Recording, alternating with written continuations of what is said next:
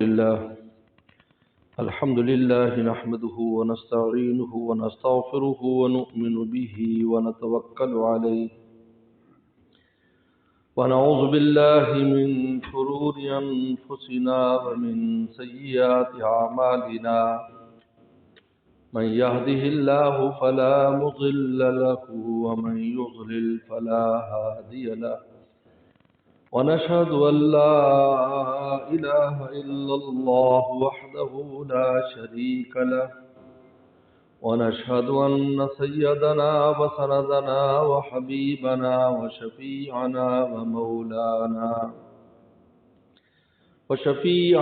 ومولانا محمدا عبده ورسوله صلى الله تعالى عليه وعلى آله وأصحابه وبارك وسلم. أما بعد فأعوذ بالله من الشيطان الرجيم. بسم الله الرحمن الرحيم. ألا إن أولياء الله لا خوف عليهم ولا هم يحزنون الذين آمنوا وكانوا يتقون.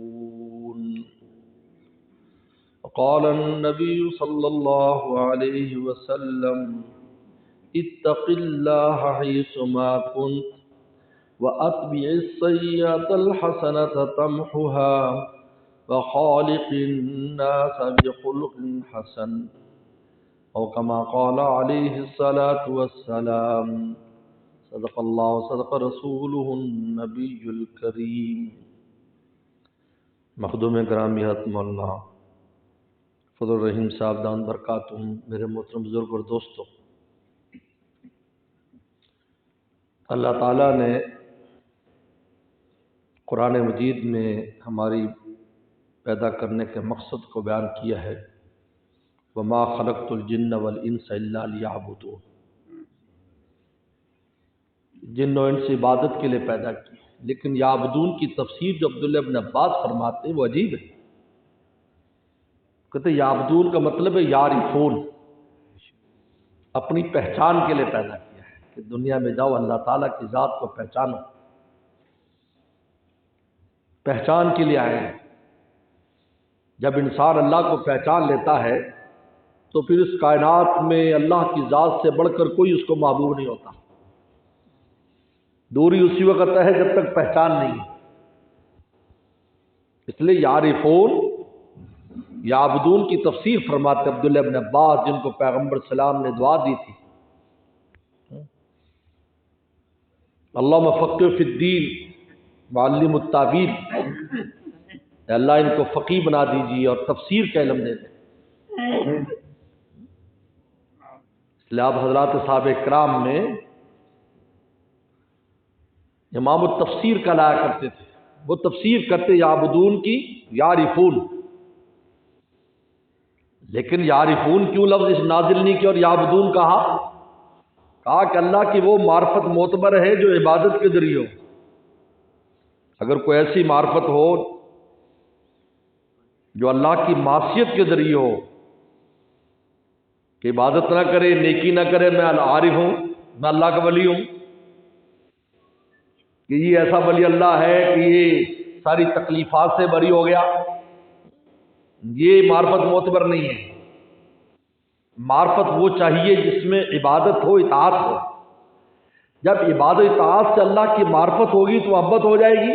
تو میرے شیخ فرماتے تھے شاہ کی مقدس صاحب رحمۃ اللہ علیہ کہ معرفت کا نتیجہ محبت ہوتا ہے اور محبت کا نتیجہ اطاعت ہوتا ہے.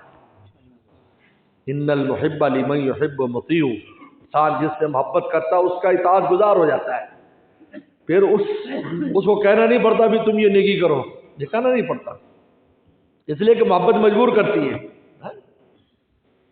محبت کی وجہ سے چنانچہ حضرات صحابہ اکرام کے کتنے واقعات میں دیکھتے ہو، کہتے جی مجھے محبت ہے.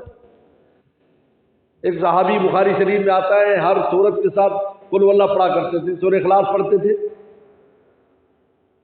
اب یہ اس طرح پڑھنا یہ کوئی ترتیب نہیں ہے. کیا ہر صورت کے ساتھ قل اللہ پڑھے، ہر صورت کے ساتھ قرآن مجید پڑھنے کی نماز میں ترتیب ہے؟ تو آپ نے پوچھا تو ایسا کیوں کرتا ہے؟ کہ انی احبھا، مجھے محبت مجبور کرتی ہے، اس صورت سے مجھے اتنی محبت ہے کہ میں مجبور محبت ہوں، اس لیے میں ہر رکعت میں پڑھ لیتا ہوں۔ تو آپ نے پھر بشارت دی، فرمایا اس صورت کے ساتھ جو تیری محبت ہے تدخل الجنہ، وہ تجھے جنت میں لے کر جائے گی۔ عاشق اور محب کو کہنا نہیں پڑتا اب یہ کرو یہ نہ کرو۔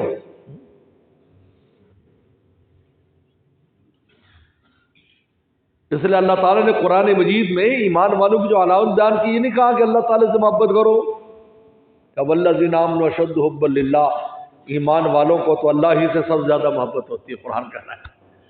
یہ نہیں کہا ایمان والوں کو محبت کرو، حالانکہ اس میں جملہ انشائیہ بھی چھپا ہوا ہے کہ اللہ سے محبت کرو، لیکن اس کی تعبیر اللہ تعالیٰ نے جملہ خبریہ سے دی ہے کہ جو ایمان والے وہ سب سے زیادہ اللہ تعالیٰ سے محبت کرتے ہیں، کیونکہ جب اللہ تعالیٰ کی ان کو معرفت ہو جاتی، پہچان لیتے اللہ تعالیٰ کو اس دنیا میں آ کر، تو پھر ان کو اللہ تعالیٰ کی ذات سے سب سے زیادہ محبت ہوتی ہے۔ اشد حبا للہ، تمام محبتوں پر اللہ تعالیٰ کی محبت غالب ہو جاتی ہے۔ اب جب اللہ کی محبت غالب ہے تو اطاعت میں بھی اللہ ہی کی ذات سب سے زیادہ غالب رہتی ہے۔ اب کون سی ایسی چیز ہے جو ہمیں اس سے دور کرتی ہے؟ وہ معصیت اور گناہ ہے۔ ورنہ حقیقت بات یہ ہے کہ جب آدمی کلمہ پڑھ لیتا ہے تو اس کے دل میں یہ محبت کا خزانہ ڈال دیا جاتا ہے، لیکن ہوتا کیا ہے؟ وہ خزانہ دب جاتا ہے گناہوں کے ڈھیر کے نیچے۔ اس لیے پیغمبر سلام نے یہ دعا ہمیں سکھائی، اللہ مفتح اقفال قلوبنا بذکر کا، اللہ ہمارے دلوں کا تالا کھول دیجیے اپنے ذکر کی برکت سے۔ کیا مطلب؟ خزانہ تو اندر ہے لیکن نفس اور شیطان نے تالا لگا دیا ہے۔ اے اللہ ہم تجھے یاد کر رہے ہیں، اس کی برکت سے تالا کھول دے جس سے وہ اندر جو چھپی ہوئی دولت ہے وہ باہر آ جائے، اندر ہی چیز موجود ہے۔ جس طرح حضرات علماء اکرام کہتے ہیں کہ علم نظری جو ہے، ایک ہوتا ہے علم نقلی منقولی علم جو نقل ہو کر آتا ہے، جو علم نظری ہے یہ ہر ایک کے اندر موجود ہوتا ہے۔ استاد کا کوئی کمال نہیں ہوتا، بس استاد کا کمال اس کو اندر سے نکالنا ہوتا ہے۔ جس طرح بادام میں تیل موجود ہے لیکن کولو کا کمال اور مشین کا کمال اس تیل کو نکالنا ہوتا ہے، ورنہ آپ بادام کھائیں تو کبھی آپ کے منہ میں تیل نہیں آیا، لیکن تیل موجود ہے، لیکن ایسے نہیں نکلے گا۔ اب آپ کہیں جی مشین میں سے تیل آیا، نہیں، مشین نے وہی تیل نکالا ہے۔ ہمارے اندر اللہ تعالی کی معرفت اور محبت کے خزانے دل کے نہا خانے میں موجود ہیں۔ جب کلمہ دے دیا اس کے ساتھ سارے خزانے آ گئے۔ بھائی جب کنجی رکھ دی جنت کی تو سارے خزانے موجود ہیں، لیکن ہوتا کیا ہے؟ نفس اور شیطان اس پر تالا لگا دیتے ہیں۔ اس لیے مولانا جلال الدین رومی رحمۃ اللہ علیہ نے بڑی خوبصورت بات کی ہے، تا ہوا تازہ ایمان تازہ نیست۔ اے انسان جب تک تیری ہوائے نفسانی زندہ ہے تیرا ایمان تازہ نہیں ہے۔ تا ہوا تازہ، اب خود انسان موازنہ کر سکتا ہے کہ ایمان تر و تازہ کب ہوتا ہے۔ تا ہوا تازہ، جب تک ہوائے نفسانی تیری تازہ ہے ایمان تازہ نیست، ایمان تازہ نہیں ہے کہ این ہوا در قفلہا دروازہ نیست، کہ یہ جو انسان کے دل کا جو دروازہ ہے اس پر تالا یہی خواہشات لگاتی ہے۔ اگر ان خواہشات کو تو توڑ دے اور ان خواہشات کی تو مخالفت کر، تیرے دل کا تالا کھلے گا اور اسی میں سے معرفت کے خزانے نکلنے شروع ہو جائیں۔ اللہ والوں کے ہاں جو ہم آتے ہیں تو اللہ والے کہتے ہیں جی ان کی پاس بیٹھنے سے اللہ کی محبت حاصل ہوتی ہے اور معرفت حاصل ہوتی ہے۔ دراصل وہ تالا کھولتے ہیں ہمارا، وہ جو تالا لگا ہوا ہے، کیونکہ انسان کبھی کبھی اتنا کمزور ہو جاتا ہے کہ اپنی اس نفسانی خواہشات کو دبانے پر قادر نہیں ہوتا، اللہ والوں کی صحبت سے اس میں یہ ہمت پیدا ہو جاتی ہے۔ اصل میں تو ہمت پیدا ہوتی ہے وہاں سے۔